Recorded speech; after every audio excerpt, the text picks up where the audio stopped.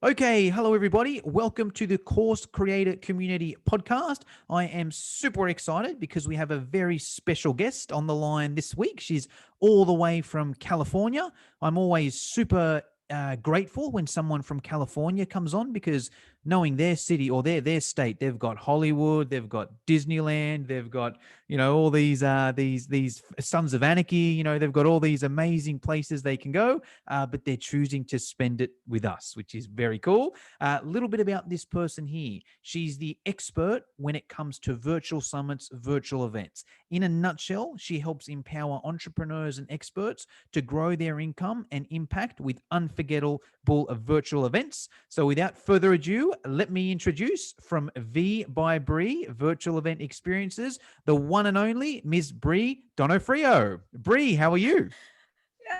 I'm well. What an introduction. Oh my goodness. I was waiting for trumpets and drums and a whole parade to get started.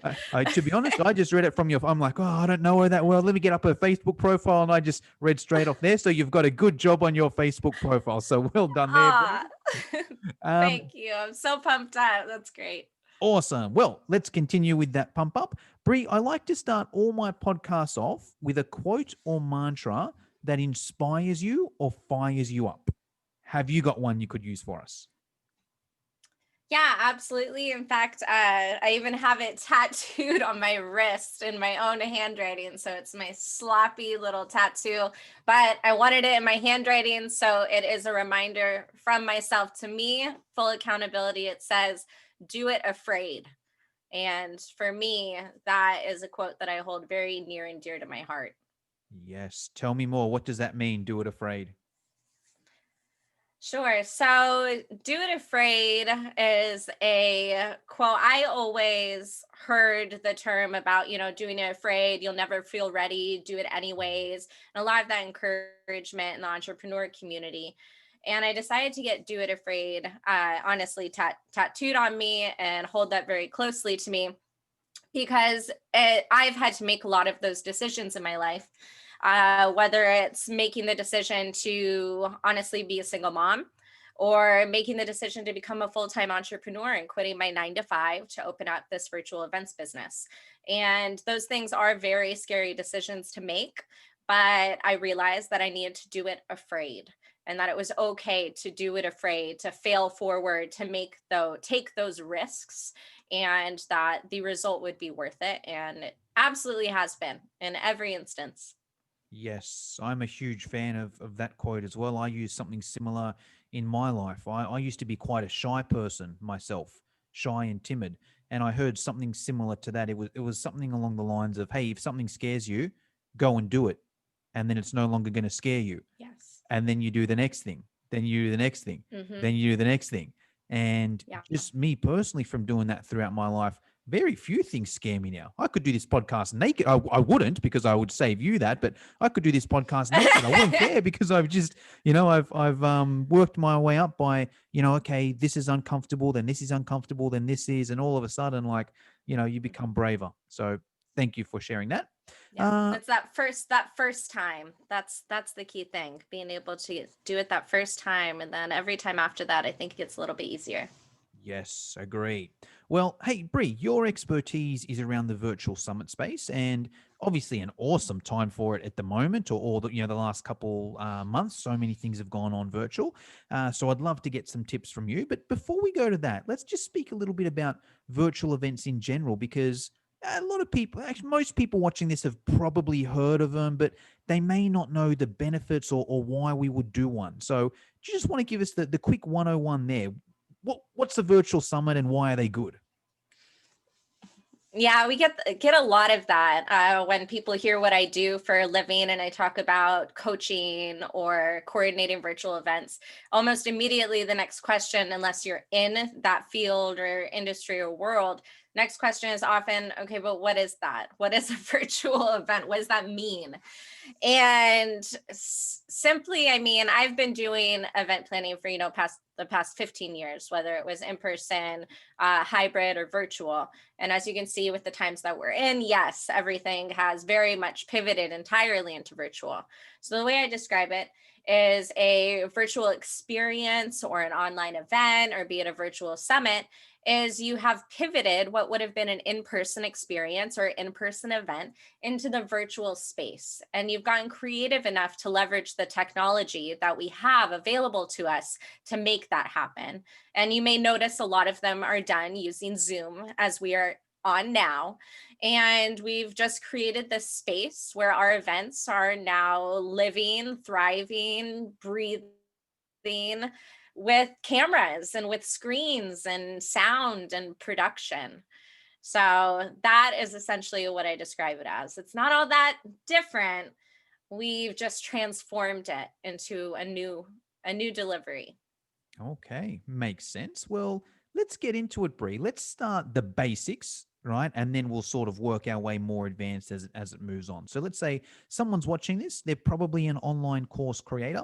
Maybe they have a course themselves, and let's sell them into why it might be an advantage for them to do a virtual summit. So yeah, actually, my actually start where you want to start, but let's start with there, right? There's a course creator, they're an expert in their space. They're tossing up, oh, I've heard of this virtual summit thing. Should I run one? Should I get other people to be presenters there? Do I run it all myself? Is it free? Do I charge for it? What, give us the 101. Someone's doing their first virtual event. What do they do? Yeah, there's actually not a one size fits all answer for that question. And I wish that there was. Really, a lot of what it comes down to, and these are one of the first steps that you have to take, is what your goal is. Mm. And it's quite possible a summit format might actually not be right for you. There could be other channels that you want to go down. But summits are very popular. You probably see them filling up your news feeds and ads left and right. And it's because they are very, very lucrative. Having a free admission option is a great way to build an email list if that's a priority for you, if that's one of your goals. And then you can upsell them further after that. It's also a fantastic opportunity to be able to get speakers together, and you can start adding entertainment value and then in-person touches with swag and gamification. And there's a whole bunch of creative ways. People are really starting to take the virtual space to the next level to bridge the in-person experience with the virtual. And we can get into that, I know, in a little bit. But there are other options out there outside of summits that, depending on what your goals are, depending on what your niche is, your expertise, that might be a better fit for you. Whether it's going to be a virtual course, live master classes that you want to do ongoing, through whether it's your own platform or you want to leverage a platform like Airbnb online experiences, or the newly launched beta for On Zoom, which is an online events community. Zoom just launched. It's only available in the US right now, but it's a platform I highly recommend getting onto if you'd like to start getting your feet wet. That's a great way to start funneling traffic. It's a free platform that you can get on, and you can leverage their global reach and funnel traffic to your program that way. So there's many different creative channels you can take in addition to the traditional summits that we're seeing around us. Wow. Okay. So much good value bombs there. Let me break a few of these down and see where to start. If it's okay with you, Bree, can we lean towards summits to start with? I know that's not the be all and end all. It's not all what you Absolutely. do, but it'll just be a good Yeah, start point, and we go from there. sure. So let's say someone's like, all right, cool. Bree's mentioned some early things there. All right, cool. I might do this virtual summit. I might do it as a free sort of thing to build my email list there. Let's even start with the speakers. Okay, let's say Mhm. I'm getting my first summit up there. How do I get good speakers to come and speak for free? Do I need to be friends with them first? Do I need to pay them? Do I need to promise there's going to be X amount of people there? What tips can you give us for getting speakers? Sure. So, first of all, always keep in mind the mutual value proposition that you have. You know why you're reaching out to the speakers, and you've identified why you want to leverage their expertise, their presence, featuring them, also leveraging their network for expanding the audience reach for your summit.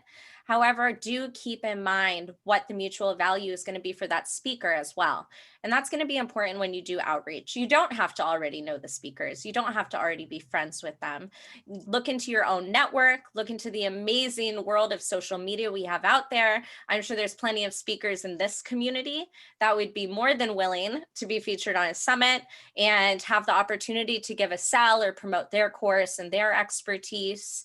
And there's also speaker groups out there and Facebook groups, and just do that outreach. And as long as you're being mindful of the value that you're going to offer your speakers, that they have an opportunity to be on a virtual stage in front of a large audience, they get to expand their audience reach, they get to build their authority in their niche, and you can also offer them the access to the email list in return, which is very highly valuable. And that's always very attractive to speakers, especially if they have a program that they'd like to sell.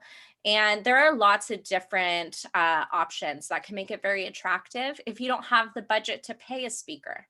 So as long as you're being mindful of that, you also owe something to your speakers for them giving their time, talent, and treasure to be a part of your event, then I think you can have a very good, long-lasting relationship with your speakers long after the event is over.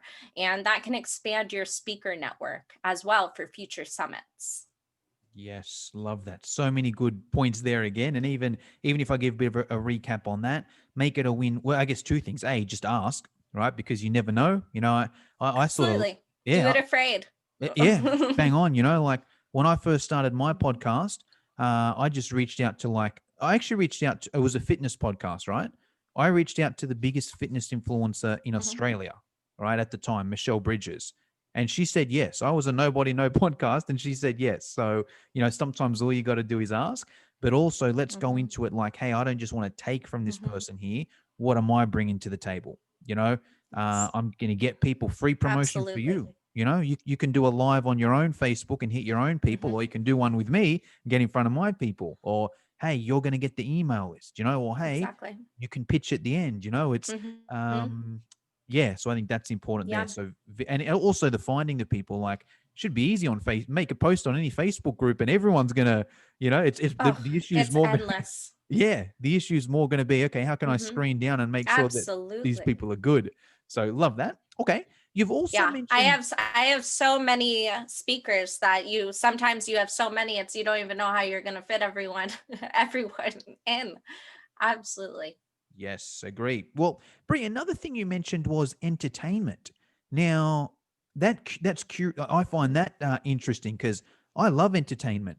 I like having fun. I hate being bored. Mhm. And if you just said to me, "Hey, sit in front of a computer for 8 hours and listen to eight different people speak," I'm not going to do it. And if I sign up, I'll probably leave halfway through, or I'll be distracted on my Facebook. So Yep. I'm curious when you say entertainment. What does that mean, Brie? Mhm. Yeah, this is actually one of the things I think is not only going to become more and more necessary if you want to be able to excel in this industry and with your virtual summits as we move forward, especially as it becomes more saturated and everyone starts doing more and more summits. But it's also one of the most overlooked attributes when it comes to coordinating these online events and summits, which is the entertainment value. Remember, we are sitting on one side of a screen, just as if I were to be watching a TV show or a movie, right? And those movies, those TV shows, those are giving an entertainment value. They're breaking through the screen, and I am engaged now. When it's not, live even necessarily, and to incorporate some sort of an entertainment value into your summit. It could be you taking a break to have a musical performance. You can watch someone perform a song live. You can have someone do a break for a live Zumba class to get everyone up and moving. You can have a virtual mixologist do even maybe it's a VIP night that you upsell people and there's a custom drink and they all get to make a drink together.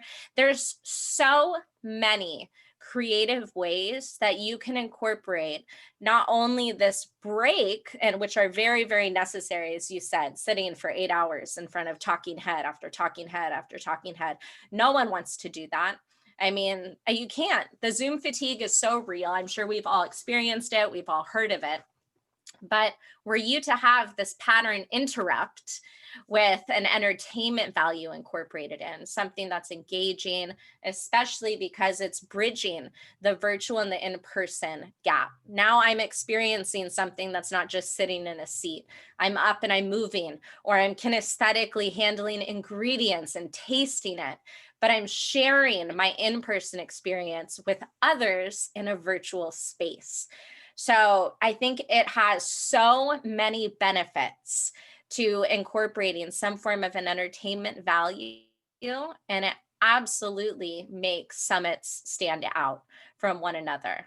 When you have one that's a presentation after a presentation after a presentation, which feels like the history, teacher's PowerPoint that never ends, or you have 8 hours of knowledge bombs being dropped by speakers. You have something to look forward to that evening because a chef is going to teach you all how to make homemade pasta.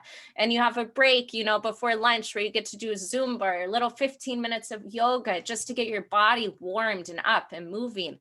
All of that is what differentiates a virtual summit from what I believe is an all encompassing immersive and interactive virtual experience.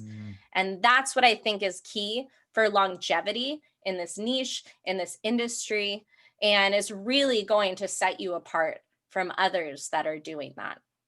Yes, love that. Huge fan of that myself. And to be honest, even in person, sometimes you go to in-person events and they're just boring. Sit here 9 to 5. I'm a big Tony Robbins fan. I think he's popular in California as well, right? Perfect. Yeah. You Yes, go to his very. And event. he's doing great.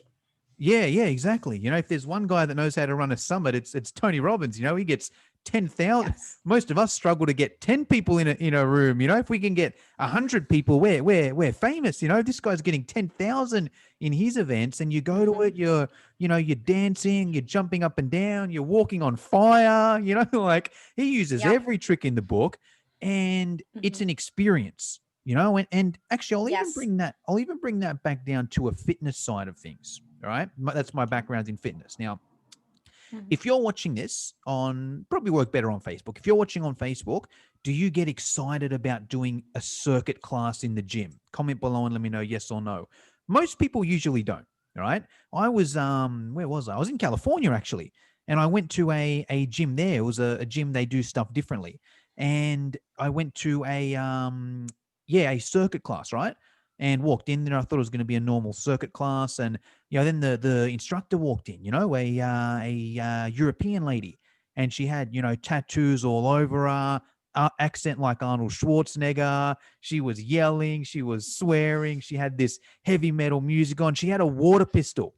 And if you stopped exercising, she'd squirt you with her water pistol, And look, that's not for everyone. I get it, right? It wasn't a aggressive thing. It was a bit of fun, And like, I walked out of that room and I was like, you know what? That was an experience. Oh, and by the way, I exercise and I benefited from exercise, but that was an experience. And I think also, whenever I've been to like American sports, half of it is just the experience. You go to a basketball game, a football game there's cheerleaders, there's bands, there's entertainment. Like, it's an experience. And you also saw sport as well. That's the impression I'm getting. Let's also do that virtually as well. Let's make it an experience. Oh, and by the way, I learned something as well. So I love that you've brought that. You also mentioned swag. So is that, hey, I actually don't know what that. I think that's an American word. I don't think we have it in Australia. It is. Is that a dance or what's Sorry swag? about that. No. I need to start using a more professional term because that is definitely an American term. Swag is I've heard the rappers swag is use what it. you would get if you went to. Yeah, so if you go to imagine in person, you would go to a conference or a special event. Often it would be here's another description: a goodie bag that you would Oh, get, yes, a and goodie the bag. sponsors would Yes. all have put stuff in it. All the special events, especially like in LA with the movie parties, your swag is going to have a new iPhone and all that stuff. So I mean, to be blunt, it's free shit is what swag is. Oh, You get yes, a whole bunch we of use free that in stuff. Australia. Yes. There it is. So that's the other term. Swag is the slang for that. And yes, I think that's another important aspect. It's definitely upping the ante. You brought up Tony Robbins, which I'm really glad, because Tony is classic. Tony is Mm. crushing it in the virtual space. Oh, he is. His Yeah. first virtual conference that he did, it was this fully immersive $5 million 360-degree set, and all on Zoom. He had, I believe, it was 24,000 attendees from 139 countries. I mean, it was unbelievable, and it was exactly as you describe. It's everyone's getting up and moving, and they're dancing. Did you He walk? Do you treated walk on the fire in your bedroom? Do you have to set up your own fire? I know. I guess maybe forgot that minor detail there, huh? But it's pretty extraordinary, how creative he got. He did use this quote unquote swag. In fact, amazing. I don't know if he's, in your group, but this amazing Tony man and Robbins? his No, printing no, company. he's not. No, Mike, Oh, his name's Mike Fredericks. He has this great printing company, did oh. beautiful swag boxes for Tony. And often you'll see in the virtual event space with these swag boxes that you get as an attendee, they'll have sticks with like little emojis on the end, little signs, and they're like a Ah. thumbs up emoji, a heart, a smiley face, and they're these attendee interaction tools that encourage engagement throughout. And so when you're asked questions or there's certain challenges, you physically are starting to engage. It keeps you plugged in as an attendee, keeps you really a part of the event. So there's a lot that goes into it beyond it just being free stuff. So it's way more. Your sponsors have an opportunity to get their brand out there. You have an opportunity to get your brand out there, and the people have a piece of you, whether it's a t-shirt, a mug, whatever it is that you've given them, a planner, and they have that long after the event's over. Mm. So that's another huge factor that people don't think about, is you are able to deliver tools, a way for positive attendee engagement, your way to continue facilitating, your brand awareness, building an affinity. These attendees now have an affinity, they feel a part of your community.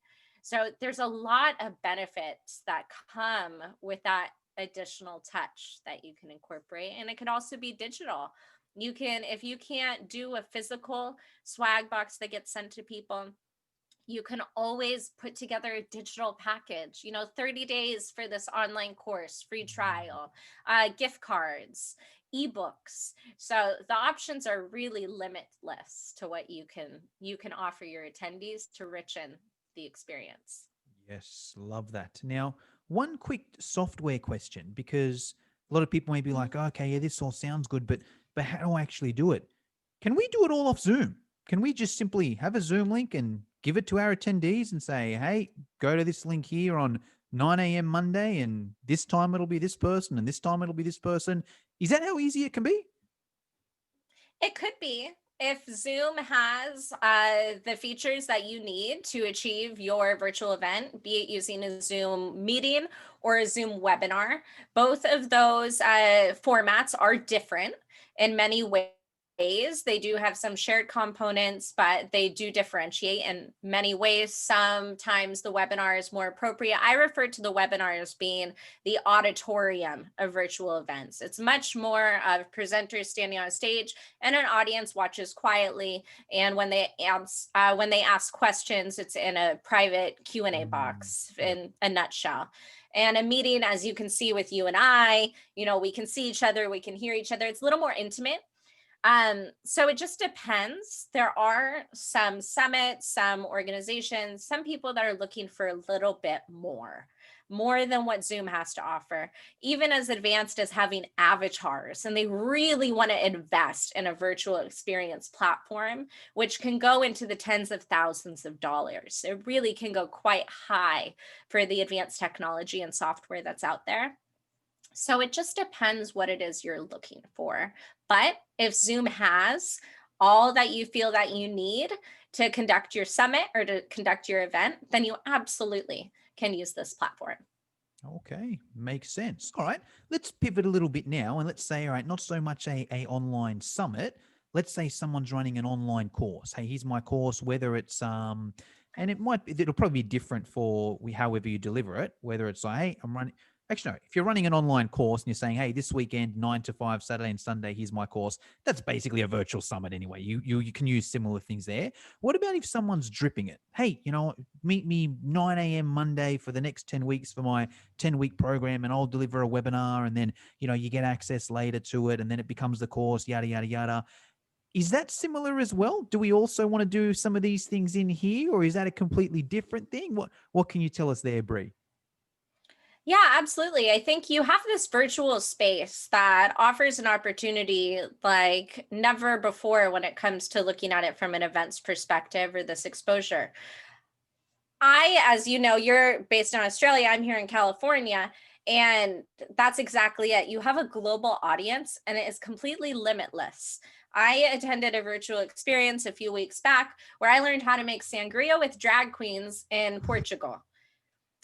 Prior to that, were it not for the virtual space, I would have had to be in Portugal to have that experience and to ever connect with even the people that were in that Zoom and that experience that day who were from all over the world.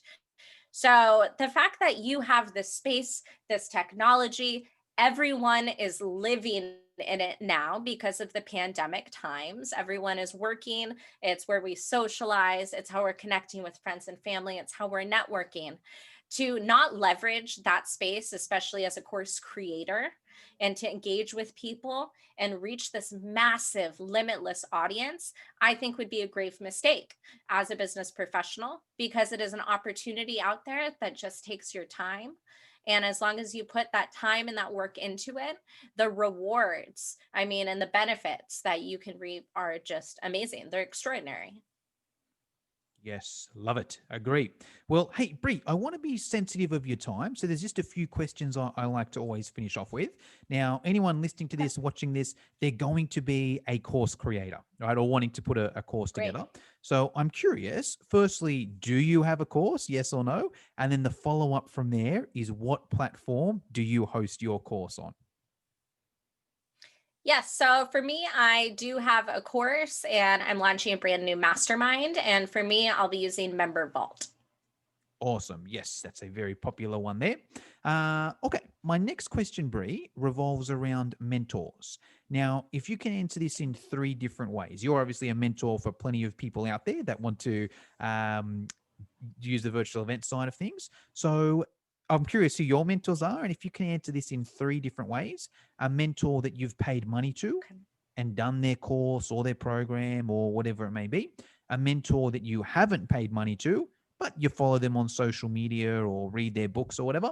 And then the last one is book. If you can share your book that you recommend every course creator should read, what can you tell us there? Oh, that's a good one. See, now my mind's wandering for picking a book. Okay, I'll wait. I'll get to that. Okay, so first one, as far as a mentor that I have invested in, yes, I don't know if they're in the group or not, but I did invest in a mastermind with 2 coaches, actually, Dimitri Ross and Andrew Carlson. They're absolutely amazing, and I'm happy to go back into the comments and drop a link if you'd like to look into it. It was really a life-changing experience for me. It got me started and got me through that doing it afraid for when I decided to quit my 9 to 5 and go full-time into entrepreneurship. They helped really get my feet off the ground. I still work really, really closely with Andrew on almost, a daily basis with one-on-one, and he's been absolutely fantastic. And then for someone that has also been a huge mentor to me, honestly, out of just pure kindness and love, and this beautiful, amazing entrepreneur. Her name is Veronica Abrams, and she is this brilliant podcasting, personal branding strategist with an amazing online course and membership program. And she has just been an absolute light to have in my life. And for a book, For me, because for me, my course involves group coaching and also one-on-one coaching. What has been a huge game changer for me has been the book Nonviolent Communication. And I think that is huge, especially and I can give you more information about that. Has been huge for being able to communicate in a healthy and a productive way and a clear way with, members of the group and people that I'm coaching. And it's really helped me also look inside internally. I feel that that type of communication is of course key, especially as a mentor, as a course creator, and as a coach. And that's been a really powerful book. Awesome. I haven't read that one, but I'll be sure to check it out. Okay, Brie, I'm sure there's going to be people watching this, listening to this. And they're like, okay, this woman is awesome. I want to follow her on social media. I want to keep in touch with her. What do we do? I know you've got a Facebook group. Is that the best place? Do we follow you on Instagram? What do we do? Yeah, sure. So Facebook is 100% always going to be the easiest way to reach me. It's just Bre Donofrio, my name. It's the same thing for Instagram and LinkedIn. You can just look me up by my name. And my Facebook group, if anyone's interested, you can just go to www.secretworldofvirtualevents.com and it'll redirect you directly to the Facebook group. And that's another great way to reach me as well. I do different tutorials in there, post industry news, as soon as I get it. And we have a really nice community that's been building, including virtual event experts who are looking for speakers, who are looking for assistance with their virtual events. We have hosts, social media influencers, coaches, creators, you name it, all over the board. Awesome. I just sent you a LinkedIn request then because I know we're on Facebook and Instagram, but not LinkedIn. So I'll connect there. And then I'll also give you a recommendation, I think it's called, on LinkedIn for virtual summits because you've been very helpful there. Okay, Bre, that's pretty much all I wanted to cover today. Is there anything I forgot to mention but should have, or is there anything you want to finish this off with? No, that was absolutely wonderful. I'm really excited to be here. These opportunities are exactly what I thrive in with the virtual space. I love being able to connect with people, and I'm here if anyone needs me or has any questions.